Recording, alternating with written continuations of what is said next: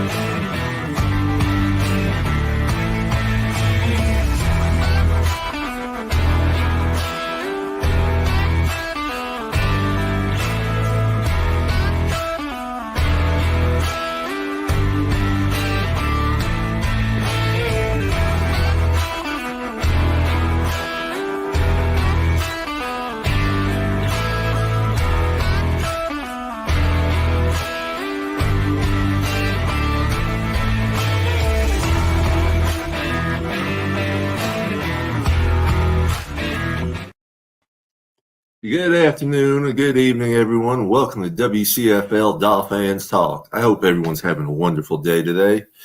I had a nice afternoon nap, so everything's going good. We've got a few things to talk about, some signings and other things. But in the meantime, I'm going to bring people on a little bit differently than normal. We're going to bring on the latest, greatest addition to the WCFL first. We're going to go ahead and bring on Mr. Polk. Crazy Dolphin. How you doing, Crazy Dolphin? I'm doing great, Paul. Can you hear me? Loud and clear, brother. Loud and clear. How everything going good for you? Everything's good. How's everything with you? Wonderful, wonderful.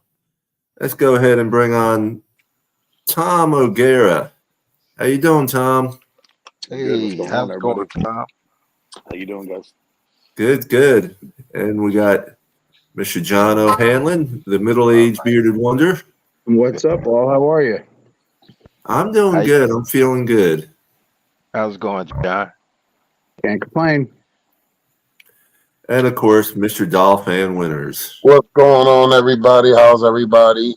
What's up, winners? Chilling like a villain, brother. Chilling like a villain, man. We got a celebrity, Tom O'Gara, on here. Yeah. Every Mondays, where you been? He's been a little lost in the woods, I think. It was. I just got back. So we got a few things to talk about. I mean, I liked a lot of what I seen this weekend. And Mr. Polk, I did see a lot of good things with the tight ends. Yeah. I didn't get a chance to see the guy that we picked up from Kansas City. Did anybody see him play? I didn't see. He's dinged up still. Oh, he's dinged up. Okay. That's Cody Fortson, right? Yeah. Yeah, Jody. Okay. Jody Fortson. My bad. I mean, we did end up with a few injuries, which I don't like to see.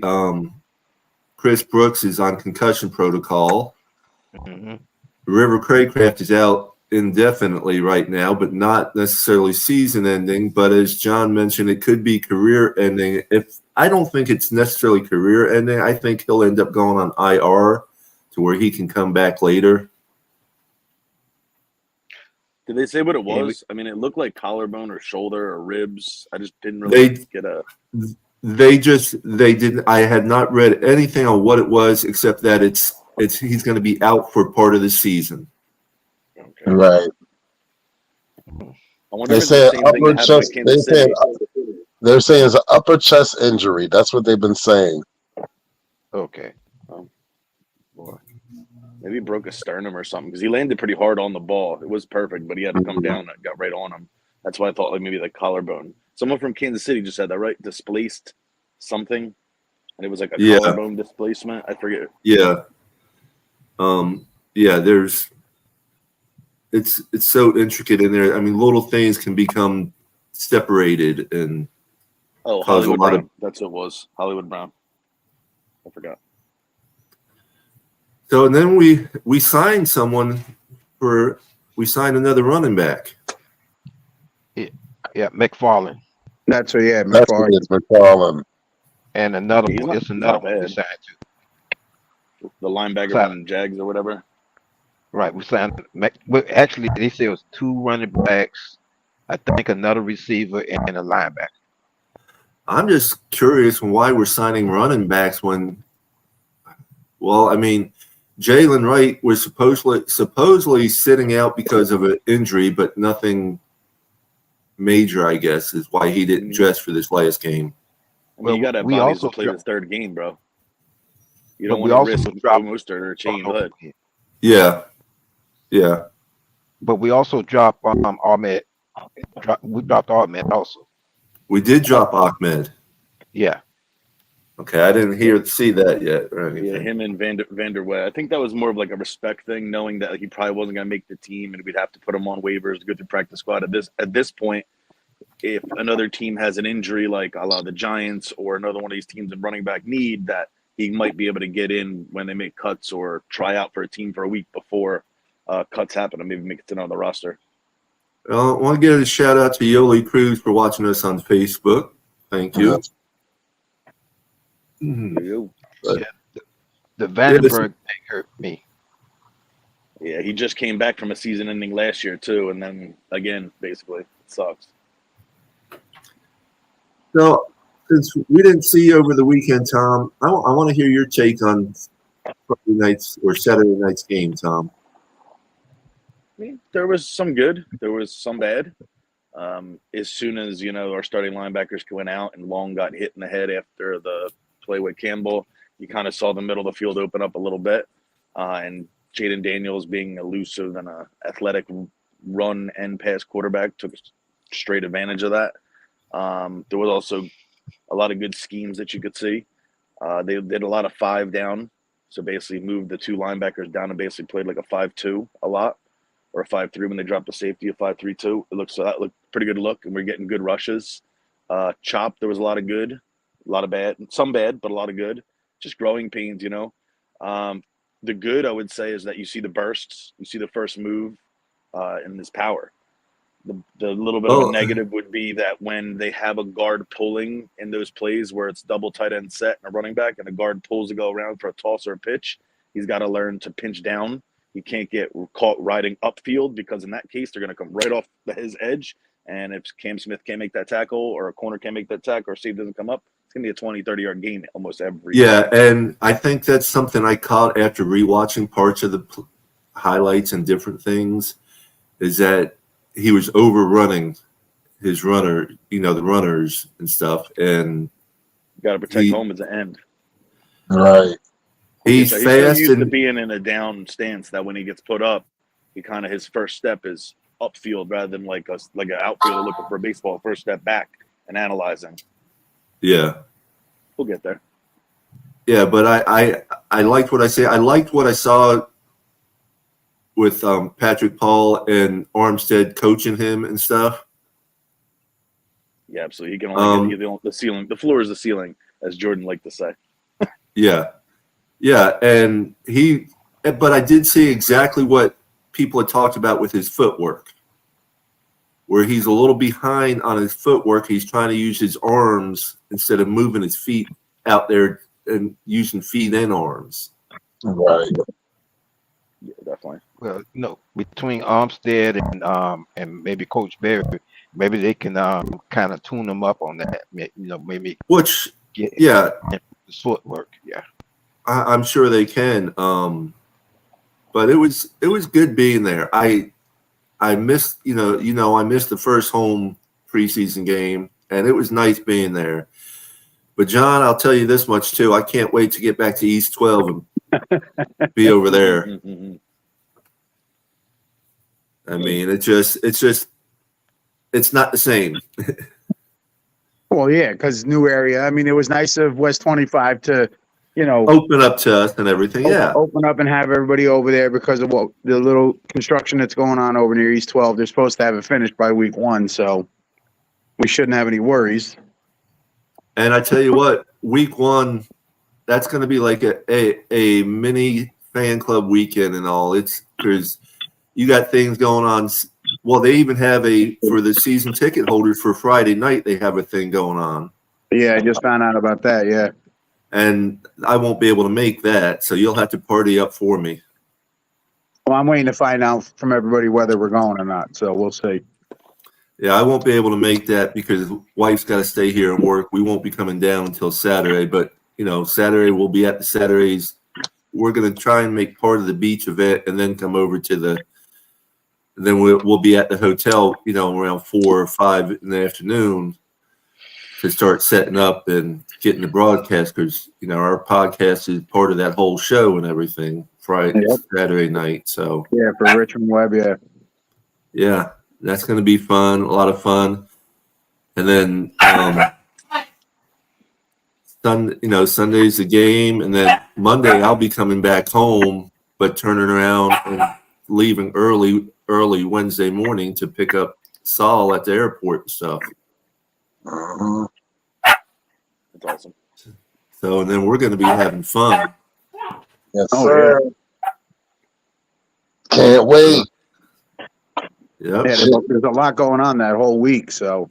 Yeah, that's it. There's something going on almost every day, one way, form or another. And then, then we're just free and we don't have a home game until the Monday night game. That weekend, I'm picking up Tom at the airport, and then Pedro wants to go do some fishing that Saturday, and so I'm going to bring down some poles and stuff, and probably do some fishing. And yeah, I'm actually flying in Friday that week now because Spirit decided to change my flight to 5:30 at night, which means I wouldn't get in till about 9 o'clock at night. So I had to cancel it and move it to Friday. I landed like 2:30. And see here, you've been talking so good about them. I hope they don't move me again, dude. They sent me enough notice that I was able to, and it saved me $18. It was $65 for the original one. It was only $40 or $50 for the second one round trip. Well, you can't beat that. I mean, not at all. You can't beat that. I mean, I just don't know about all that myself. But we're fine. We're gonna have fun all year, no matter what time it is. I got to get hold of Tony because we've been looking over wife and I has been looking over the schedule about dropping my truck off and picking it up. What's going to work out best for us so we don't have to make a special trip down there. And I think we're going to go ahead, Mr. Polk. I think Tony just did a truck recently. I'm not too sure what year it is, but it's a Dodge Ram. He just did. Well, that's his own truck. He's got a Dodge Ram. Okay. Yeah. He just did it not long ago. He posted it on Facebook. Yeah. Yeah, he's got a Dodge Ram. Yeah, he's a great guy. We're gonna drop it off that home opening weekend and everything, and then my wife will bring me down on the Monday night weekend. We'll go down to a little early. All right. And so I can pick up the truck and pick up the guys, and then it'll be all ready then. Other than that, it's football season, people, and we're loving it. And I mean, Chop was all over the place. Cam Smith was looking good out there. He's day to day. And Hammy again, man. Hammy again. Yeah. Oh, and that's where some of us thought it might have just been cramps. I feel like he came back too soon again. I mean, those hammies are so, depending on how high it is up on the cheek, it could be 2 weeks, could be 8 weeks. And I mean, when he came back from the first time, you heard it in practice. Then he was out for a couple of days. Then he was back full. And then you could kind of tell, like on that deeper route, that he had the hand up. That was actually a nice play. Could have probably been PI, but they were both kind of playing with the jerseys a little bit. That extra step before he went and turned, you can see it looked like he extended a little bit. Because on the next corner in route, that's when he kind of pulled up and was like, they were like, yeah, you're done. And that's where I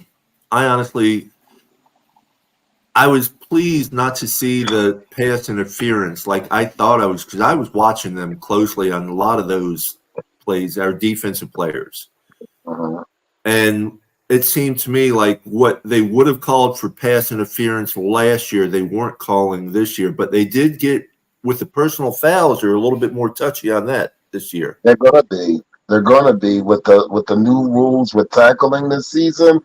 That is going to be a very increment part of the game of where, like you made it a great example the other day. Somebody made an example like the man crouched down, he hit him, and the thing is, it's going to have to be the judgment of the referees now. So that was that. Yeah, that was that punt return. Yeah, right.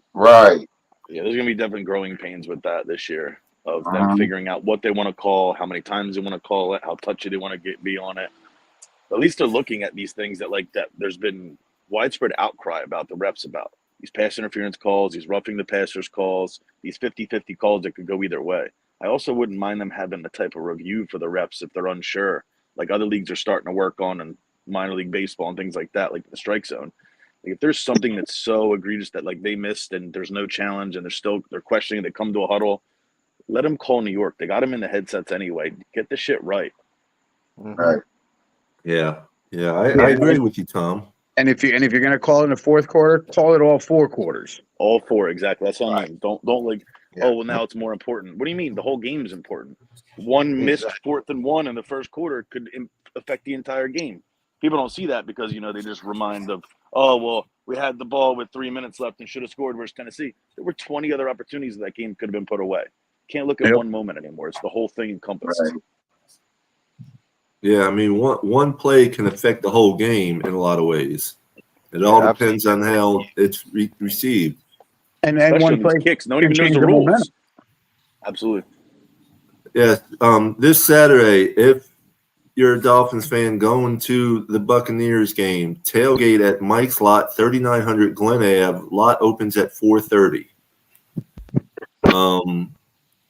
Unfortunately, I will not make that because I had already, before I knew about that going on, I had already bought my parking pass, so I won't make that. But please join in. That's going to be a big Dolphins tailgate going on there with the Tampa Bay Dolphins.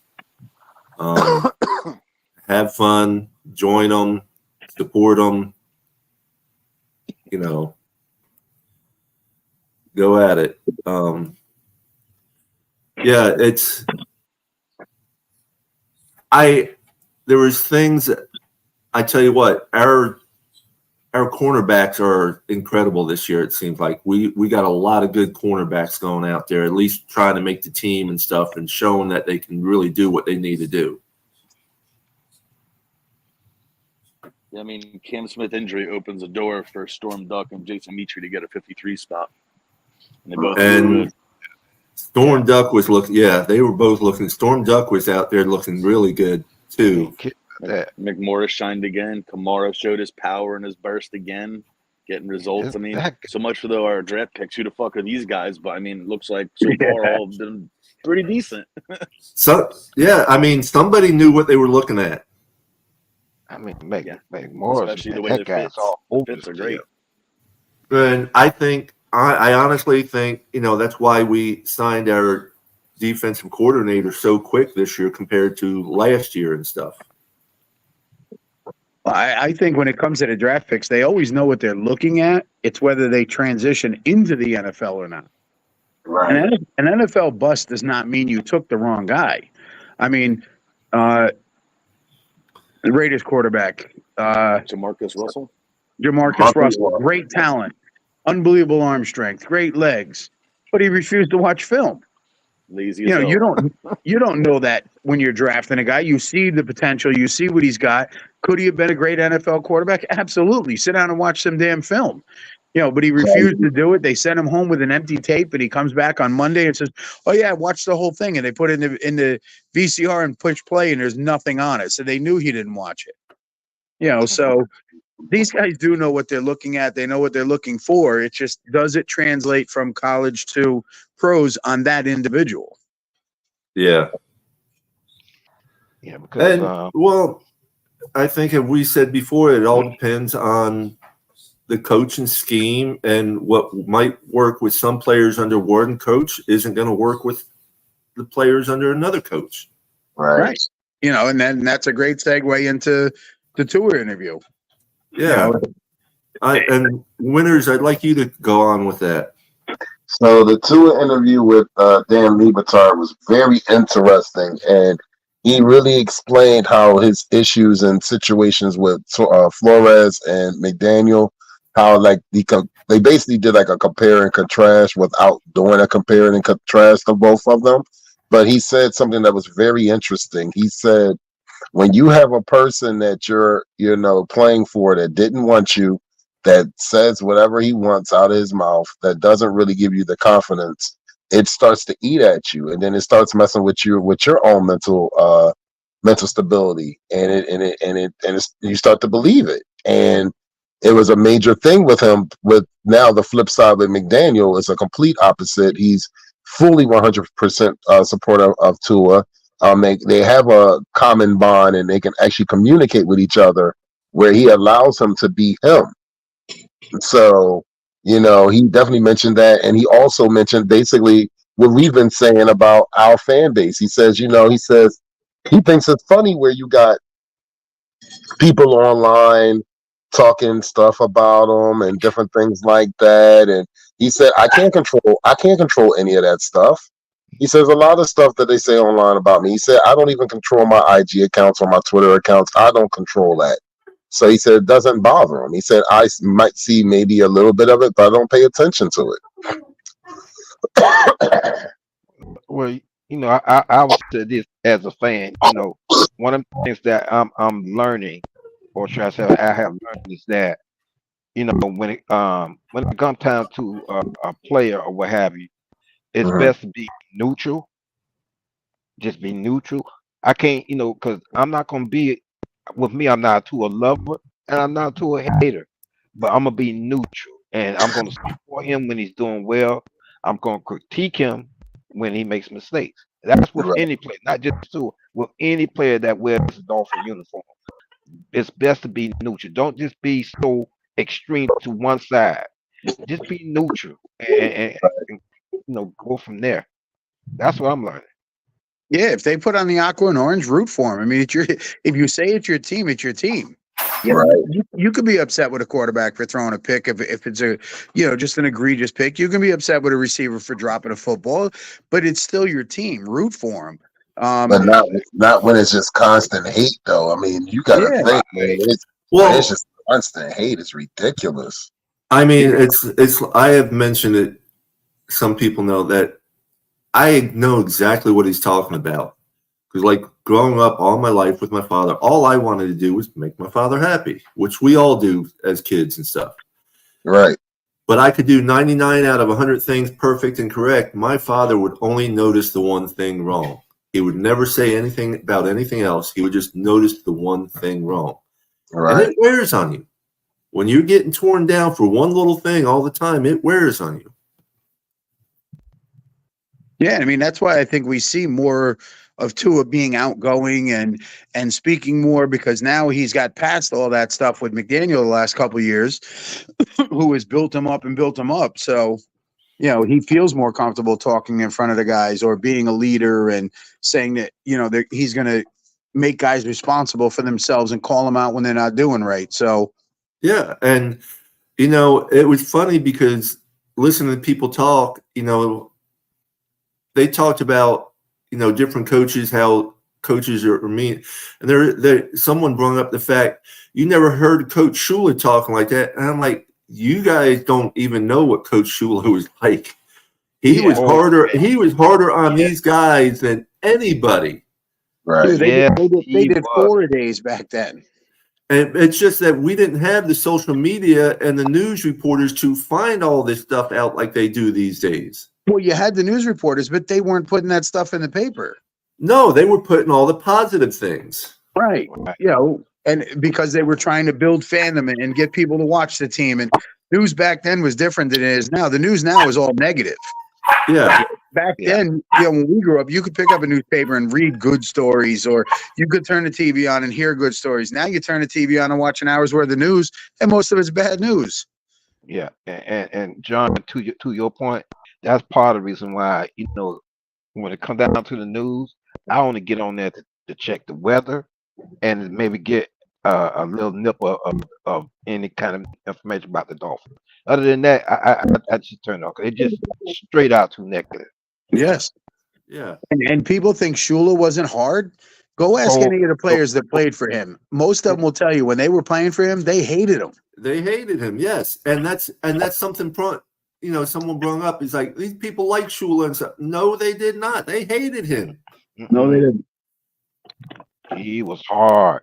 Maybe hard. later in the 80s and 90s they liked him more because he had grown up and gotten older and maybe he calmed changed, down. but he changed with the ways too, though. Right. But But his early career, his guys Yeah. hated him. Well, the CBA made him change. That's what happened. The CBA, the collective bargaining agreement, and the union made him change his ways.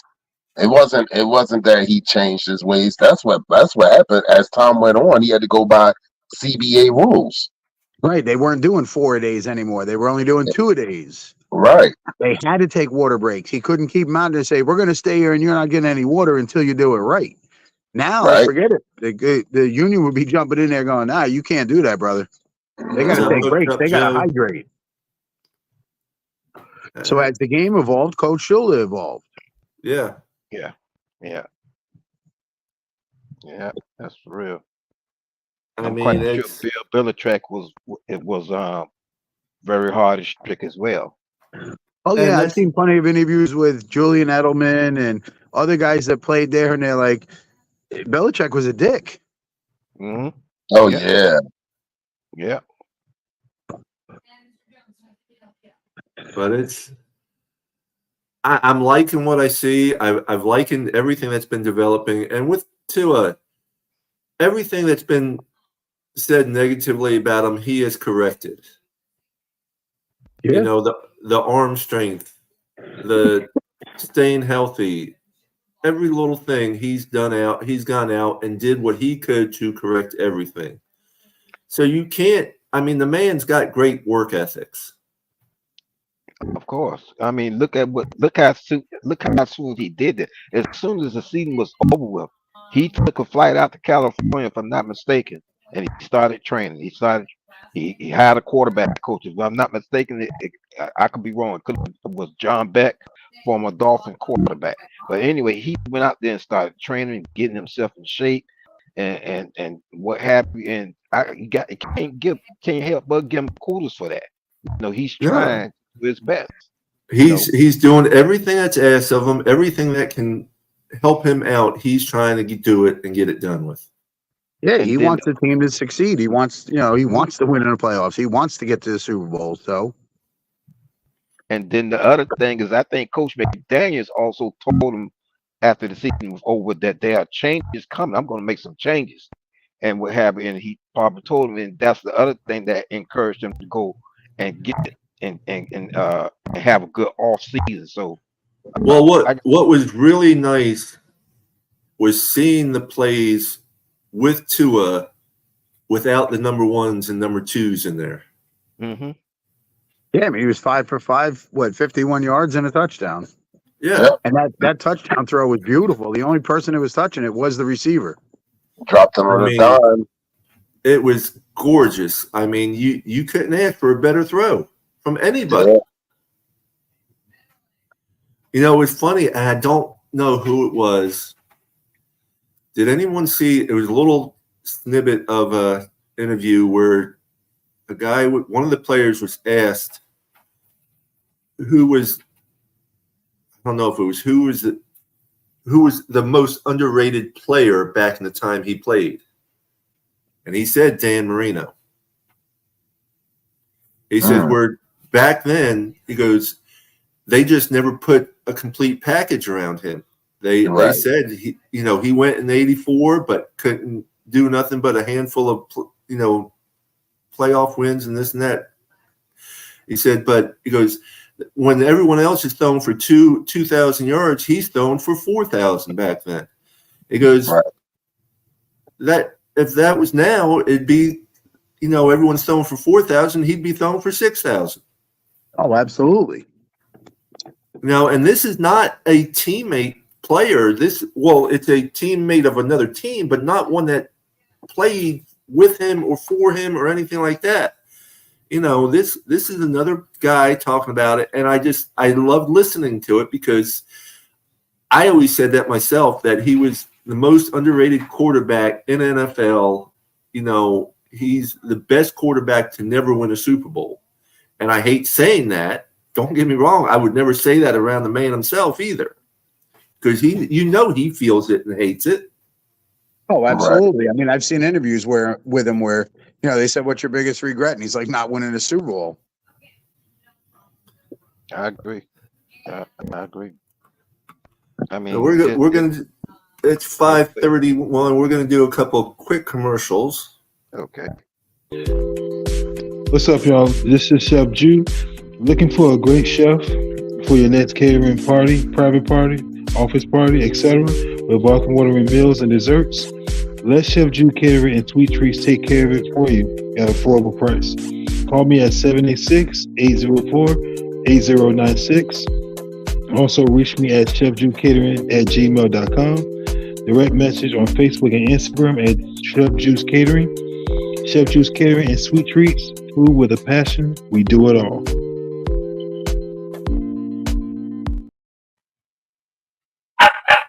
Okay. Also, September 7th, 6 p.m. till late, to support the Richmond Webb for Hall of Fame campaign. Games, alumni appearances, autographs, food bar, podcast, Marriott Maritime Hotel, 2161 Maritime Boulevard, Fort Lauderdale, Florida, 33312. You can scan for the room discount with special guest Richmond Webb. Come out, join us. We'll be doing our podcast starting right at 6 o'clock. We're going to get Richmond Webb on there. We're going to bring up a bunch of people just to talk to why we all feel Richmond Webb should be in, the Hall of Fame. And right off the bat, I'll tell you plain and simple, during his reign in the NFL, Richmond Webb was the king of the O-line. Absolutely. Yes, goodness.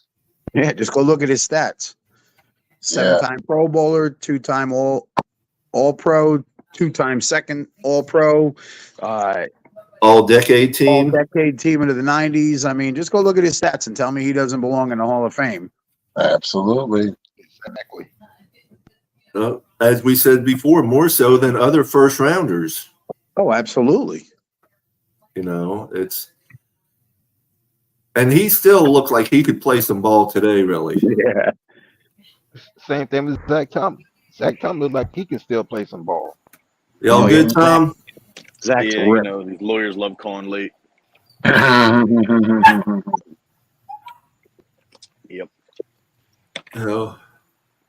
We were talking about the Tua interview and how Tua's done everything that's ever been asked of him especially since McDaniels got there and stuff. And I just like people that glance over the fact that this isn't the first time that something's been said about Flores' style.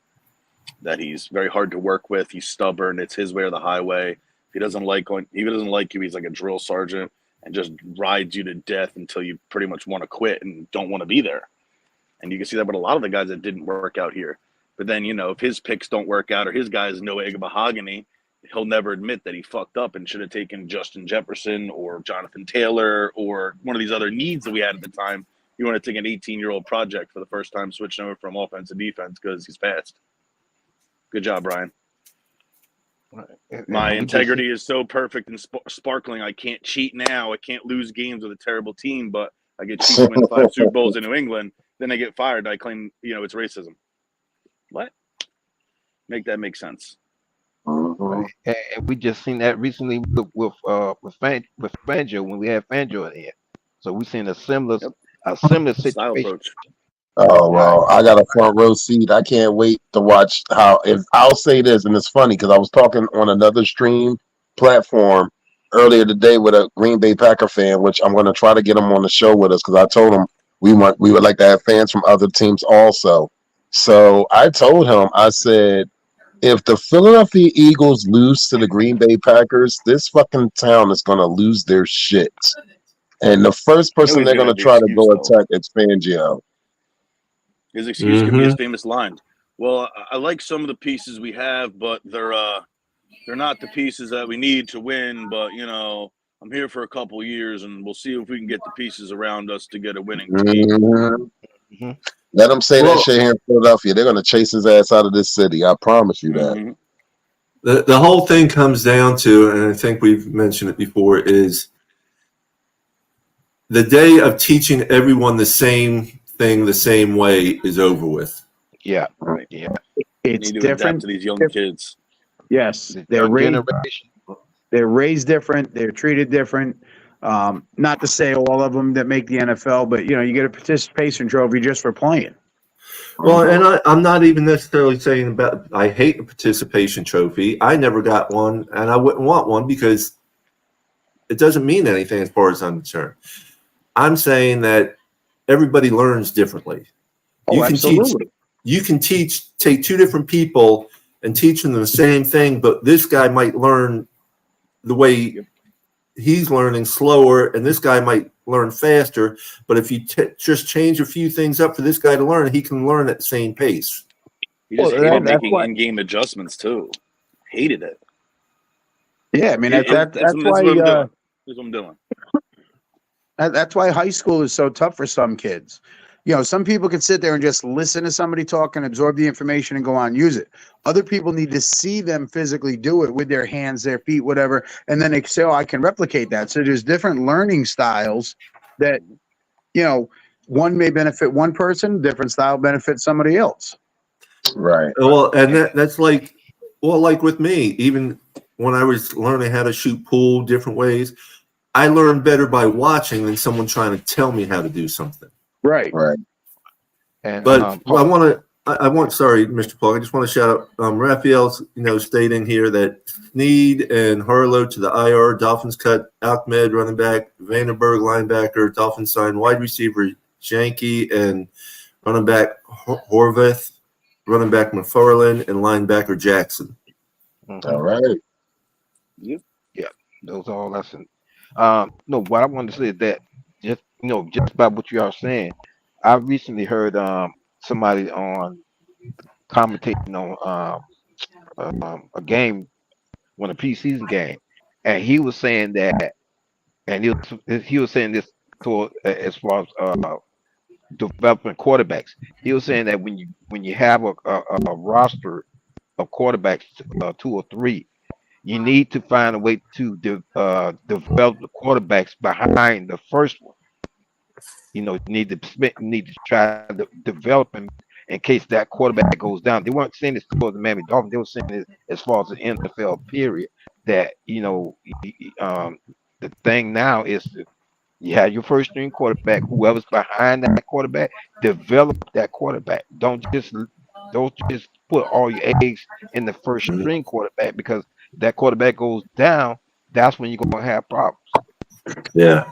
I think OJ said it best in his post, because a lot of people are bitching about Skyler, about White, and OJ said your quarterbacks aren't all the same person. So if your starter does go down, the head coach is going to change the game plan to fit the quarterback that's now going in there. Right.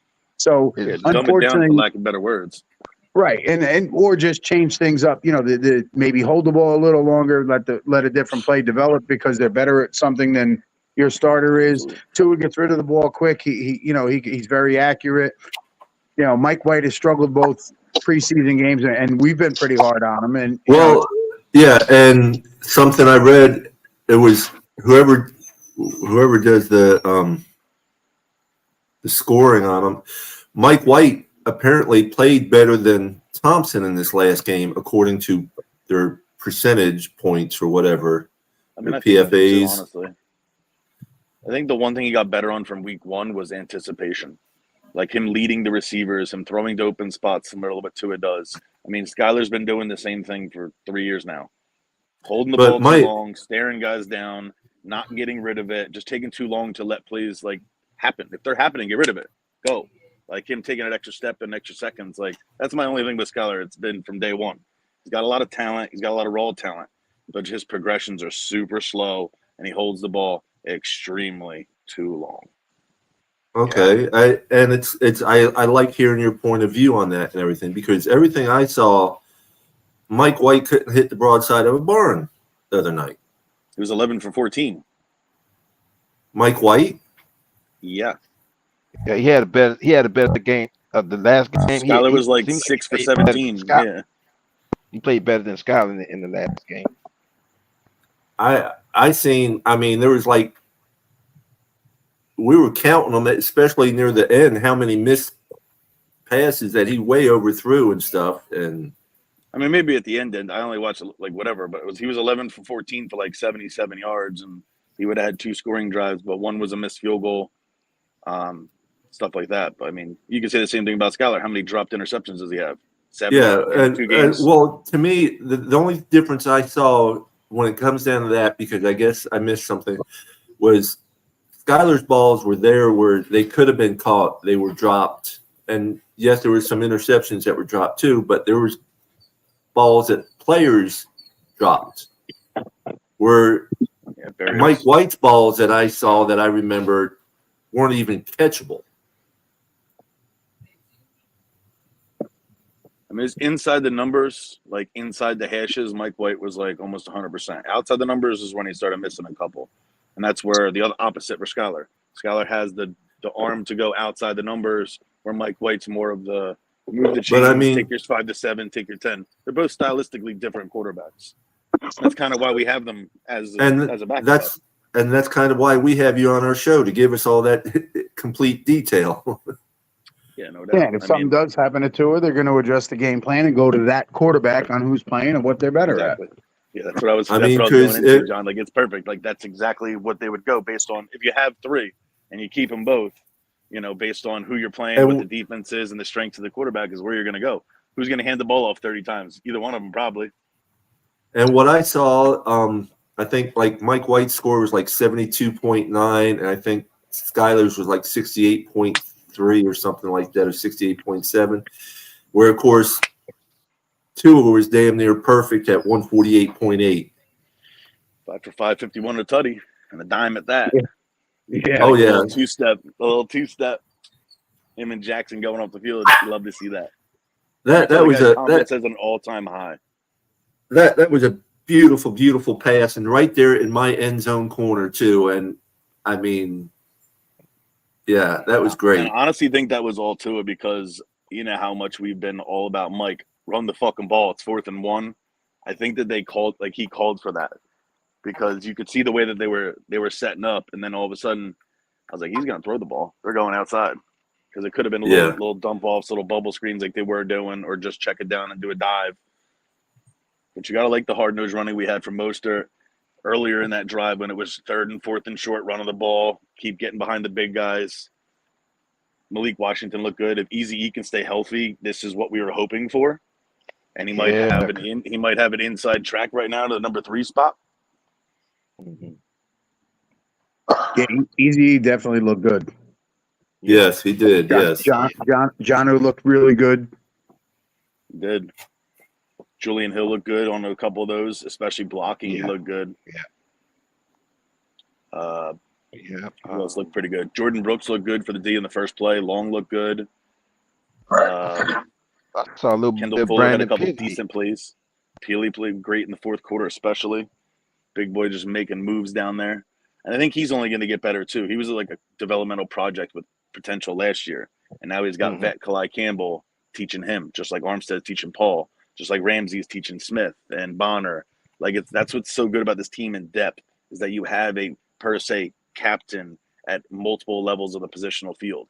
Poyer's helping out Holland. Brooks and Long helping out the young LBs. Phillips and Chubb, same thing. They're all learning and getting better from each other. And they're starting to understand what their best attributes are. Like, Brooks has speed. Long has speed. They can clog the middle. You're going to have the corners and safeties coming down to help the run.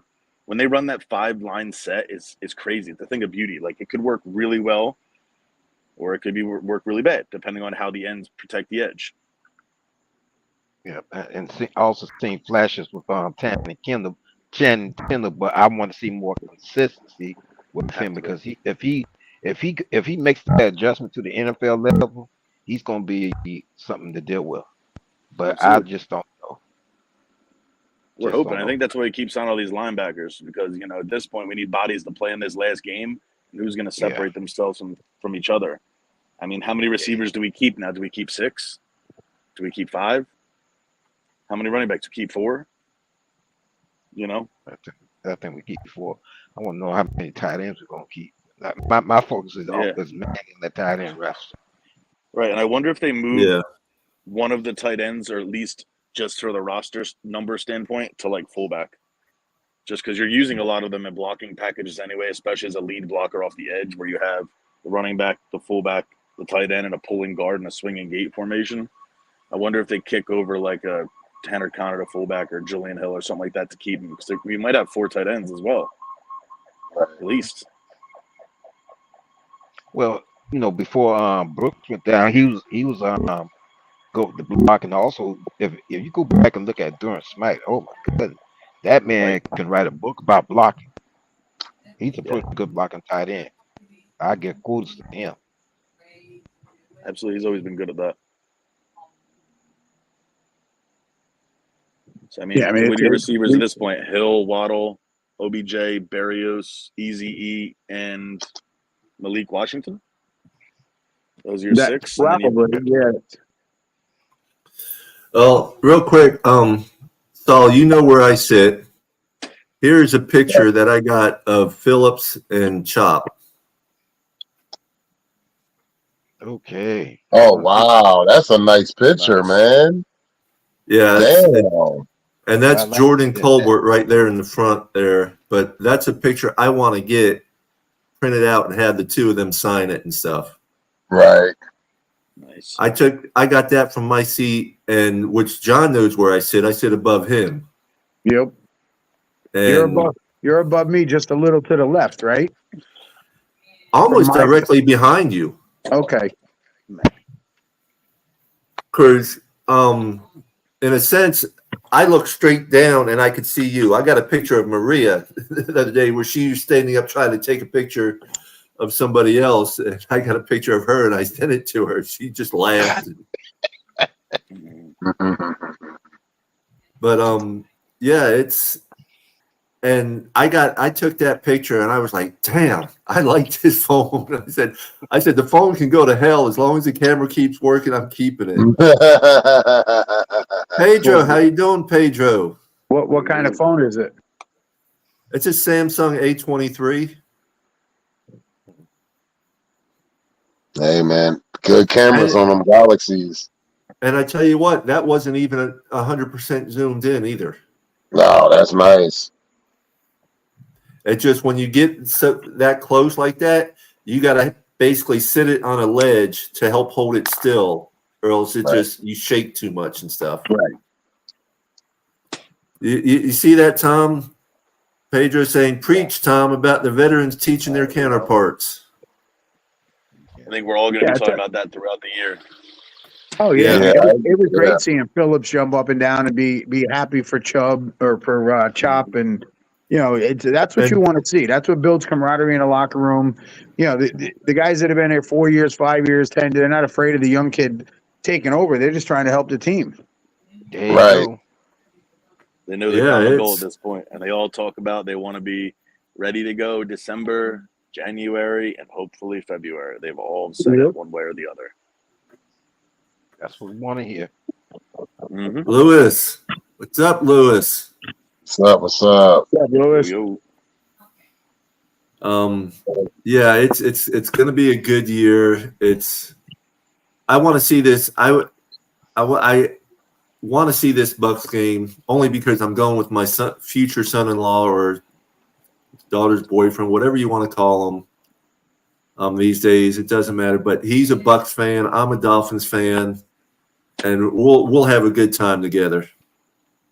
Hey man, that's what it's about, having a good time. And the key thing is go Dolphins. Go Fins. That's right. Get out of there healthy. Yes, absolutely. No injuries to either team. You don't want to see any other injuries, nothing significant, and just get prepared to go against the Jags week 1 and handle business, because that's going to be a tight game. That's a tough game also for us. That's not going to be an easy game, not at all. Not at all. Yeah, they also Oh, ended the season pretty poorly, so they're trying to have like a good, start to their season too. I mean, think about it; they were a 2-point conversion away from being a playoff team. Yeah, with Lawrence getting paid what he got paid, and Tua got paid for what he got paid, they're both going to be out there trying to prove that they're worth their contracts. The division's going to be tough this year. The South got a lot better. You know what I mean? Mm-hmm. Definitely. I tell you, the NFC South is, to me, has been one of the worst divisions. Straight garbage. When you're getting into a playoff with an 8-9 record, that's just sad. Mm-hmm. Home field advantage at that. Division winner, home field advantage. Terrible. Yeah. Hey, listen. Hey, but With then a they beat the below 500 record. And then they beat the Birds and shocked them. Baker Mayfield having a day. And I mean, I like Mayfield as a player in person, but he's an on again, off again type of player to me. Yeah, when he gets hot, he gets hot. He was on enough that they gave him a nice, not a huge contract, but they gave him decent money. Yeah. 3 years, 105. So it was like 35 years. He got good money. We got less than 9 minutes, folks. All right. OJ still coming on Wednesday? As of he's supposed to be, he said he put it on his calendar. So, and he says he did it. I believe him. Oh, absolutely. OJ, he told you we're gonna be having Miss Evie from the Ladies of Football. She's gonna be on the podcast with us on Wednesday at 8. And definitely looking forward to OJ coming on the podcast as well. And he said he wanted to spend some time with us, not just a quick hi and bye thing. He wanted to spend some time with us. So. And I appreciate that a lot, man, for real. Dude, OJ is awesome. Mm-hmm. If you haven't met him or you haven't had time to listen to him, or not is he a former player, but he's very knowledgeable. He understands what goes on in the building. No, he doesn't get to hear the conversations that go on today, but he was in the building for years. He knows what's going on. And like you said, you need to meet the man in person, because he is the most genuine, most down to earth, the most realistic person you're ever going to meet in your life, to me, especially for someone who's just of a personality of a statue of him. He's a great guy all the way around. Oh yeah. Well, I hope to meet him during the Buffalo game before we go in for the Buffalo game. So that is going to be my number one objective. That's going to be my number one objective, definitely. That's one game, the Buffalo game. I don't know if I can. I'm working on trying to get an orange parking pass for the Buffalo game, for the Monday night football game, and for the fan club weekend. Those are the only orange passes I'm working on getting. I could care less about the rest of them because of the prices and stuff. Can you imagine OJ is our number 3 right now? Oh yeah, as our number 3, he's like the absolute perfect typical number 3 we could have. Either way, whether I'm in yellow or orange parking, I'll pack up a little early. We'll walk over to where the radio show is, and he'll come out from the radio show to say hi to you and stuff. So, well, you just let me know. I mean, well, you know how we did the last time. I'll stand over there with you for a little bit, and then we'll sit there and pack up, and then we'll walk over to East 12 and East 32, and then shoot on over there, and then go into the game. Yep. It's going to be a lot of fun this year. As when the wife and I were going over the schedule, it just seems like our home games are so spread out. Yeah, we do have 3 in September, but then we only have 1 in October. And then there's a couple in November, but it's just. Of course, we only have 8 this year compared to 9 last year. And 3 of them are in the month of September. So you only have 5 left for the rest of the year. Yeah. Exactly. And then our last home game is December 22nd before Christmas. Yep. Can't wait for that one. That's a Crazy. possible Super Bowl preview right there. Yeah. That's the one. My best friends coming and spending Christmas with us. We're going down to the game together. Everything. We're gonna have a blast. Hell yeah. Them flights were crazy. I'll be there earlier. Well, Yeah, and those flights were a lot more expensive for that one. Let me tell you. then Amen of on course that. I will be going to my first ever regular season away game this year at Houston against the Texans, and that is one game I am looking forward to, and one game I am also worried about as of right now. You should, because Houston is no joke. That's And, real. You Real know, deal. we're going to find out though within the first 4 to 5 weeks if C.J. Stroud is just as good as he was last year, or if he just got lucky last year, or what. You know. I mean, I think he's going to continue to be good. I mean, his the cast around him immediately is very good. Think about it. Year one, he had 2 studs. Year 2, he's got 3 studs at receiver. They're only going to get better, that team.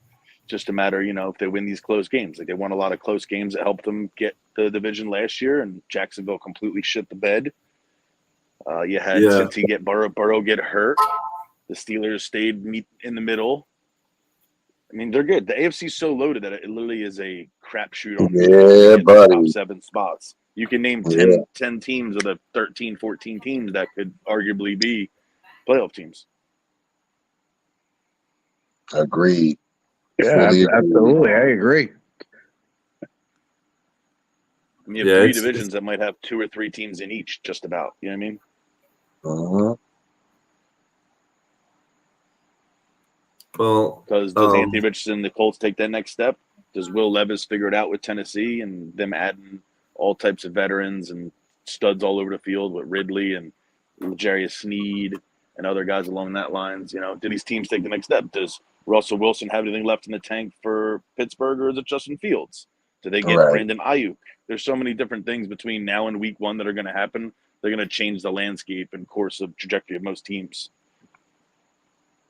Oh, absolutely. Because you're going to get, you know, like you're going to get guys that are released from one team for the 53-man roster, and somebody else is going to pick them up. Oh, yeah. I had to get gems in there. Never know. It all goes about fit. You know, we've been preaching all day. Fit. That's a week from tomorrow. We get cut down to the 53-man roster, and it's going to be an exciting, surprising, upsetting day all at the same time. Absolutely. That's real. And then what is it, 9 practice squad spots now instead of 6? I think so. Yeah, it's 9. Last time I looked, which was this year, I never really knew before, but it's 9 from what I read. Right. And then you can move 8 guys from PUP or IR or PUP back to the active roster throughout the season. You have eight people to do that. And you got to think that one will probably be Chubb, at least at this point.